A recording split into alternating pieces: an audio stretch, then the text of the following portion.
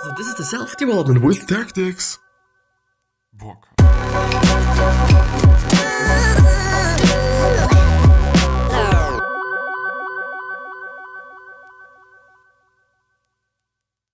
So, today we are finally going ahead with the book, The Art of Hunting Humans, which is not about hunting humans per se, but it is about communicating essentially and also understanding human beings, which I think in general is a very, very, very important skill, because you're probably, whatever you're doing in your job life, whatever you're doing in your private life, whatever you do, you're probably always going to have something to do with other human beings. And so it just makes sense to understand them, and also it is a good thing to just understand yourself a bit more from time to time. But yeah, so we're gonna go ahead, I hope, because I don't know, the last time I've recorded this was quite some time back. But yeah, an ancient and essential feature. It is important to note that hidden associations or simply inner shortcuts are not all bad. In fact, many are necessary because they allow humans to react quickly to things and situations without expecting much cerebral energy, which is brain energy. Anyway. Though often necessary, the problem with shortcuts is that humans are addicted to the fast, easy way of seeing the world, and they can't kick the habit. The human brain assigns meanings to the stuff, not just often, but always. So that is not just a lion, it is a predator and danger at all at once. Yeah. It's true that analyzing a situation objectively is difficult and energy intensive for humans in modern times, though analysis at least avoids wrong conclusions such as: he refused to wash the dishes today, so he doesn't love me. The human is poor, so he's a loser. And he's rich, so he's a winner. He is gay, so he's a freak. Some assumptions are essential for survival. For example, a human sees an angry dog and immediately assumes he should find a place to hide. Or if a human sees another approaching wearing strange clothing and holding an axe, he presumes that this odd character is trouble, so he crosses the street. Humans make assumptions based on their experiences, which, when fleeing from a lion or an axe-wielding weirdo, is a sound life-preserving strategy.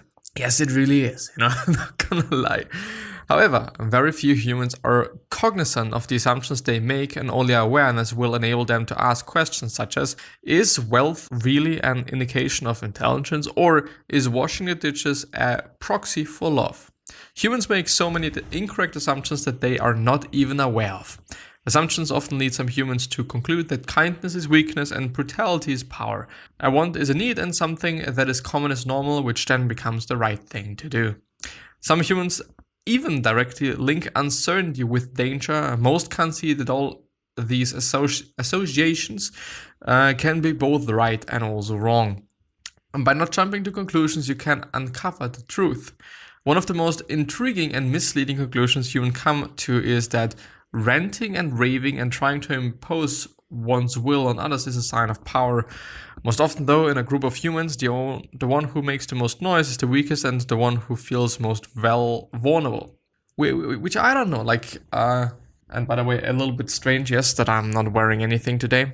Well, at least I'm not wearing a top, but a hat and also pants if you just are interested. But the thing is, I don't know, I in general don't like generalizations. And yes, this as well is a generalization, so it is kind of meta. But yeah, I don't know if you can actually say okay, the loudest is always going to be the one that's the weakest or the most vulnerable or whatever. Doesn't necessarily have to be the case, really not. But I do think that of course there is going to be some quote unquote rules. There is going to be some assumptions, some things that are generally the truth. That's just always going to be the case, for some things. But yeah, anyway, just, I don't know, I do always want to point out that being a kind person and nice is always going to be good long term. Of course, in the short term, sometimes it might be a good thing to just be an asshole and give a fuck about things, and maybe also run away from things you should be doing. But in the long term, it is always going to fuck you. I guess, at least. And there's also a bit of hope, to be honest. Anyway, it's true. Humans who feel compelled to demonstrate their power at higher disciples usually doubt whether they have any power at all. As you can see, a small sign can be viewed as related to strength or weakness depending on hidden associations. Humans become masters of deception in order to avoid unpleasant experiences, and they use the technique of denial and blame. They ignore problems and keep busy to avoid thinking about them. It is also important to remember that all human parents were once children, so they also have a legacy of strange associations from their early years influencing them. As a result, throughout human history, there is a chain of events with cause and effect passed from generation to generation, which I do want to say is very, very important to think about. That your parents have also been children, that they have also experienced things, and that they've also seen things which are probably leading to them being this kind of person and this kind of parent they are today. And of course, I mean, some of us are blessed with parents that are fucking amazing, and some of us are definitely not blessed with great parents. But even though they can really do change a lot in you, as well as teachers can, and I think all the other authorities that you're having as a child, it's not like, okay, you know, you've had bad parents and so you're always going to be a bad person, or you're always going to be a loser, or you're always going to be something. No, definitely not. In the end, we're always having faith in our hands, quite. And so I don't know, like also by thinking about that and by realizing that, I think it's a great step, you know, to also make your life a bit better and make things a bit better for yourself, which is amazing. The human brain's associations can have opposite and unexpected meanings. And to complicate matters further, it is possible for your prey to have not just slightly different, but totally opposite meanings related to the same thing. As usual, it all comes down to what something means to each human. For example, feeling pain, which one would naturally expect should be avoided, can lead a human to believe he is winning, and so he can enjoy it. The way a human views pain can considerably change his perception of and interaction with reality. You see, all kinds of links can happen. Suffering can mean something to be avoided, or it can have a good connotation. Humans become immune to reason. Apparently, this is the case. But I don't know if it is the case. The extremes, human drawers. As if the hidden associations aren't crazy enough, here's another reality distorting, yes, it's actually distorting human feature. These creatures organize information within their heads into categories like drawers. One small thing can transform a situation from being perceived as excellent to awful. In this chapter, we use drawers as a metaphor for categories. Doing so will enable us to demonstrate how an even slightly different meaning between humans can lead to massive differences in how each perceives reality. Humans continuously categorize everything they see or pay attention to. You see, labeling things and situations helps them understand quickly what is happening around them. But for hunters, what's most fascinating is that humans usually have too few categories or drawers, as we describe them, and so they must adapt. Yes, for many humans, their brain has minimal drawers, so they label things based on what they have. What other choice is there? As expected, this feature causes extreme behavior because things get stuck in the duality of 0 to 100, or 0 or 100. Good or bad, black or white, there is no middle ground. And it is indeed something that I've been talking about quite often before, related to psychotherapy, related to feeling better, related to quite a lot of things. And one of the things that are definitely going to make you feel bad about whatever is black and white thinking. And I do believe that it is also some kind of a cognitive distortion, or indeed a seen and noticed thing that people that are depressed are having, that they tend to see in black and white. In the end, I do want to say, like, no, there's a lot of facets. There's a lot of, I either like to prefer to it or refer to it as facets and or shades of gray. You know, there's not black and white, but there's quite a lot of shades of gray. I don't know, is there actually a number? Because you could argue like there's unlimited, but I don't think so. You know, there might be 265-ish or something. Well, I don't know. There's a lot of shades of grays. This is something that I do want to point out. So let's see. For example, if a human had just 2 drawers, black and white, he would have no choice but to place any color he sees in one of them. So anything that isn't entirely white may be interpreted as black.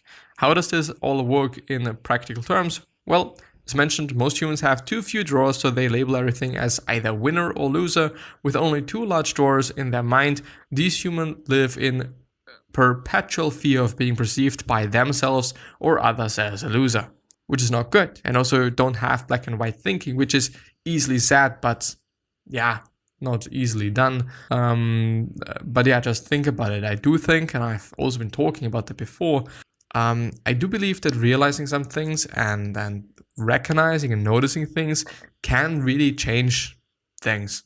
Because, I don't know, I do think that it is the first step to doing something about that. Because, of course, if you don't see it and if you don't recognize it and if it is not in your fucking head, then of course there is no way you can do something about it because you're not aware of it. You know, you even don't see it. So it is a fucked up thing. How does labeling happen? Labeling happens before humans receive information, so the message is compromised by the time it reaches the captain. All decisions for which drawer to place information into, how to label and store it in a human's memory are made before the captain receives it. The message is biased, tainted. Before a human truly understands the situation, his heart pounds or he becomes angry, and all these reactions are mostly beyond his control at the time. Should the human have developed more drawers, he would have better control. People can present very different behaviors based on their interpretation of the occasion. You see, to a human with just 2 drawers, success means he is a winner and a small flaw makes him a loser, afraid, unlovable, and a social pariah.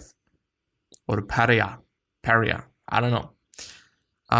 One drawer holds many meanings. You wouldn't believe how often outwardly successful humans become disproportionately devastated by small setbacks, which I kind of believe in.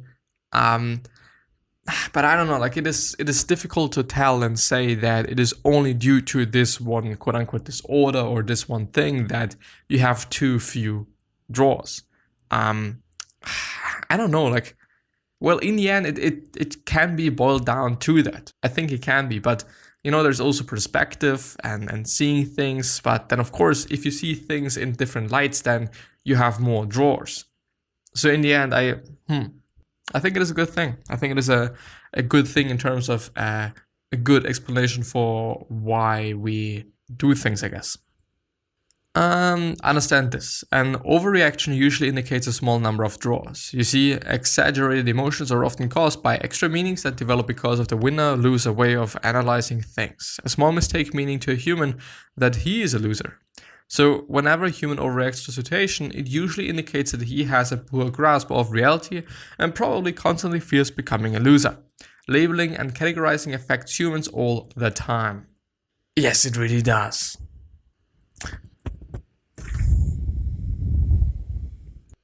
Labeling and categorizing affects humans all the time. Humans continuously use small clues to reach far bigger conclusions. Tip: if a human relies on small clues, you can fabricate them and let him reach the big conclusion that you want. You can create a whole new image of yourself based on minor details that are easy to arrange. So, can you fabricate small conclusions forming clues to enthrall and intimidate a human? You bet. Understand that if a human is extremely upset after a small mistake, it is usually because in his mind he has jumped from the winner to loser draw. Humans ignore problems using the weak captain strategies of blame and denial. Yes, these animals often deny reality because accepting they are a loser in one aspect of their life is too painful. To them, being a failure in one thing and an achiever in another isn't possible. Blame and denial never fix the problems humans face, so they experience them over and over. It is a never-ending cycle, which is a cycle of fucked up shit, you know? I'm not gonna lie. Well, yeah, I think I can also go through the 8th, I guess, chapter. I don't actually know. The brain's puppets, emotions and desires, the mechanism. The Asian brain, which developed several thousand years ago and doesn't understand modern life or technology, calls the shots. And without question, humans follow orders. So if the brain instructs to be scared, angry, or anything else, the puppet obediently follows its wise central system. Yeah. When a messenger or brain detects a potentially threatening pattern, it switches to war mode. The human, though, might only be preparing for a class presentation. Emotions play a crucial role in how humans behave, and humans are hardly able to question them. And of course, the brain's signals, so emotions, are not always right. Confront a human with the fact that his brain has been training him, and at a much larger scale, 24 hours a day since birth, he will probably enter into what we call a denial mode. Humans struggle enormously to understand that what they feel is not necessarily right, wrong, or in fact, anything at all. It is merely good or bad stuff that their central system used to train and guide them. So just like Fido, most humans have limited self-understanding. They're their brain's puppets. The previous examples show that brain uses a human's emotions to guide him to do what it believes is best. From avoiding pain to seeking pleasure and feeling good about it. The truth is that the human brain applies the same technique as a dog trainer. It reinforces good stuff with pleasure and the bad with pain. And as one can expect, pain can be extremely persuasive. The human brain, though, was designed thousands of years ago to or for animals clinging to survival in the jungle. Consequently, it still reinforces unnecessary behaviors, overeating, sugar, or fat, for example. The essential thing to remember is that a human's brain has been training him since birth, so most humans, like obedient dogs, are unaware of why they like some things and dislike others. The human brain, so the messenger, creates reality with some editing based on what it wants the captain to see, quite. The brain, training him like a puppet, also decides when to send a human pleasant or unpleasant messages. And that is a lot of control. One could say it's about time the captain stopped trusting his messenger so much and started asking questions. Desires too can be misleading. Humans most often don't fully understand their desires and just follow what their brains think they need. Humans don't question or understand their desires. The human brain implants desires to get what it feels is needed. Humans are often just puppets, ? Humans rarely question assumptions that translate into desires and emotions they feel too real. Hidden competition happens more than humans imagine, like between males of the same tribe. The mate and father of a female, for example, competing for dominance of the house and family. Often you can see hidden competition disguised in weird discussions and small actions. Can you see how competition is far more prevalent in human behavior than they can recognize, and how it affects humans' emotions and desires at a much deeper level than they know? Humans are complicated animals, aren't they? Their ridiculous hidden associations can create not just emotions, but also desires to instruct them to do what their brains believe they should. And humans can make minor and major decisions about their careers, marriages, etc., while unaware of the real reasons why. Humans lack of an outsider's point of view. Humans struggle to observe themselves from the skeptical perspective of an outsider. Humans can only question their instincts, beliefs, emotions, hidden associations if they study themselves from the skeptical perspective of an outsider, like a creature from another planet, but they hardly ever do. Can you imagine a human about to lose his temper and then asking, why am I nervous? What does this situation mean to me? Should I feel this way? What can I learn from my nervousness? What does this desire mean to me? And what I am really looking for here? Am I trying to escape from something? Actually, amazing questions. Amazing questions. And I don't want to repeat them again. Why am I nervous? So when it is about being nervous, it could also be, why am I angry? Why am I hungry? Why am I whatever? Why am I nervous? What does this situation mean to me? Well, let's actually go through it with hunger. Why am I hungry? What does this situation mean to me? Should I feel this way? So should I feel hungry? What can I learn from my hungerness? What does this desire mean to me? What does this feeling of hunger mean to me? Does it really mean that I should be eating something? Or does it mean that something is wrong? Or is it actually not about hunger, but it is thirst, since we are probably, or just apparently, not probably, but apparently not really able to distinguish between hunger and thirst, as I've heard and read and whatnot. Apparently, I don't know. What am I really looking for here? What is really the thing? Am I really hungry, or isn't it thirst? Or just haven't I eaten enough? Should I eat more? And all of these things. So whatever it is all about, and well, by the way, the last one, am I trying to escape from something? Is this hunger? Is this quote unquote binge eating, if it is, or if is this eating habit because maybe you're just hungry because it is a certain point of time in a day. Is this just, I don't know, am I trying to escape something? Am I trying to eat down my feelings? Am I trying to just do something? Really something to think about. Can you imagine a human questioning his emotions or desires this way? No, right? It is beyond most humans' capacity to study their emotions skeptically as if from outside their bodies. Imagine a human who has never left his country. He would find it nearly impossible to question his culture, rituals, so weddings, funerals, human greetings, etc.